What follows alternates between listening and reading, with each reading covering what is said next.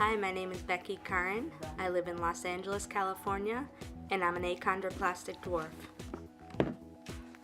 And that means that I have a shorter arms and legs and an average height torso. When I was first born in 1984, my parents were told that I may not make it through the night, but I came out kind of like a character where my head was almost the size of my body, so they were really worried because they didn't know much about the situation. My dad's 6'4". He had no clue what to do. So about 6 months after I was born, they found a doctor in Baltimore, Maryland. This doctor gave them everything they needed to know, and he said, "She's going to be okay." I grew up active in sailing, soccer, swimming, and skiing. I wanted to make sure I did as much as everyone else, but it would take me a lot longer.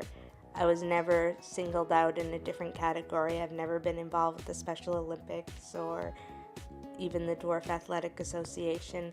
I've just been competing among my average height peers. And I actually ended up in high school getting a Presidential Fitness Award because it wasn't for any of the other categories except for the sit and reach. Definitely one of the main reasons when I first came out here was because some of my closest friends I've met at Little People conventions. There are actually 200 different types of little people. 80% of little people are born to average height parents. A lot of people don't understand, especially with my type of dwarfism, that sitting down, I'm the same height as everyone else. My type of dwarfism is actually the healthiest type, and there are so many people that go through so many other struggles. One type is primordial, and they're expected to last only till about the age of 15. There's definitely times where it's been really, really hard on me. I went on 100 interviews over the course of 4 months, sometimes 4 a day, and about half of those, when I walked in the room, the look on people's faces, I knew we weren't, even when we were done with the interview, it wasn't going to happen.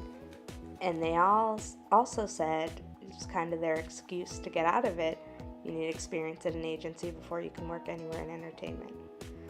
And I got that everywhere, but to this day, now working in the industry 4.5 years, a lot of people have started in entertainment outside of working at an agency. There were times when it was really frustrating getting turned down, when the person next to me probably had even less experience, and maybe not even a college education, and they were getting calls back.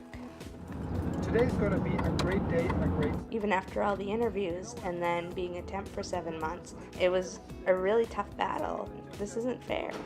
In LA, I found that, I think over the years after living here for a while, people know that I'm heavily involved with a lot of things. They come to me for advice on things, and they realize that they have to warm up pretty quick or they're not going to get what they need, whether it comes to wanting to learn more about me or being different, or even just wanting to learn more about being an assistant since I've been one for so long.